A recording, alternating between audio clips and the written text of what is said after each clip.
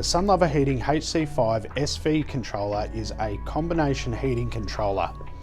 This will control a solar heating and an auxiliary heater, generally a heat pump or gas heater, on the same plumbing line. The system will switch between solar heating and an auxiliary heater via an actuator valve. When the roof temperature is 10 degrees warmer than the water temperature, the controller will automatically use the solar heating as preference to take advantage of the free heat from the sun. If the pool requires heat and we don't have this 10-degree threshold on the roof, then the system will automatically switch over to the auxiliary heater to maintain pool temperature within the heating timers. The HC5-SV solar heating and auxiliary controller has a number of different modes.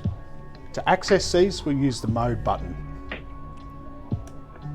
We have heating mode, standby mode, night cool mode, solar manual, and heat to limit. Heating mode will operate automatically to heat the pool to the desired temperature. This will use either the solar heating if the roof is hot enough, or the auxiliary heater within the auxiliary heater timers. Standby mode shuts the system down. For example, through the winter period, standby mode would be used. Night cool mode is more used in the northern states of Australia to make the system available to cool the pool of the night time if the pool is overheating. Solar manual is used for service to manually run water through the solar heating. This will ensure that the valve has turned to the solar heating even if the roof temperature is not warm enough to heat the water. Heat to limit can be used at the start of a heating season. Heat to limit will ignore all timers and use either the solar heating or the auxiliary heater 24 hours a day until the set temperature has been reached the first time.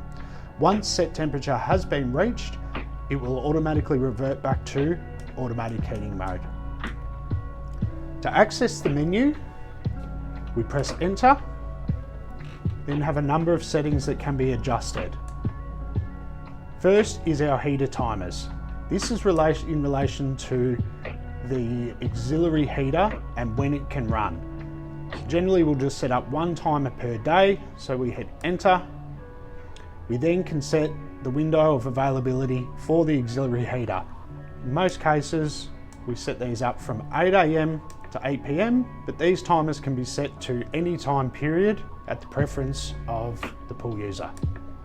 We use the enter button to click through and a final time, and that will save. Our next option on the settings menu is system. Press enter on the system, use the down button. We can set our clock, press enter,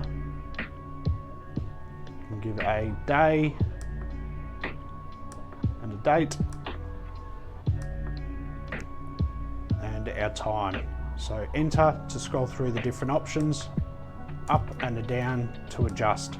Ultimately, time will only be changed once a year if your state has daylight savings. To adjust temperatures, we click the up or down button once. First, it will ask us for our solar heating limit. This is the temperature we wish the solar heating to reach. We can leave that set at 30 degrees, but to adjust, we use the up and down button. Press enter to save. Then we have our auxiliary heater limit. So this will be our heat pump or our gas heater.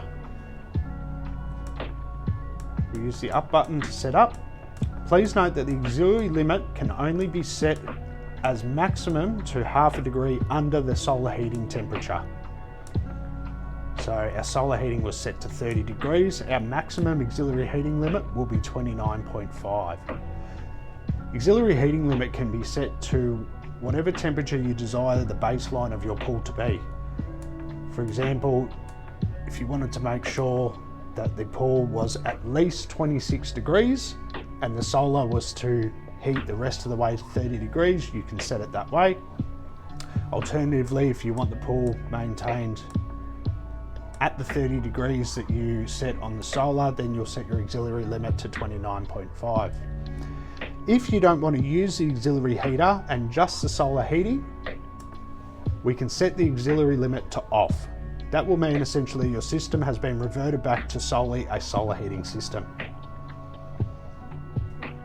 Once again, once our temperature is set, we press enter to save.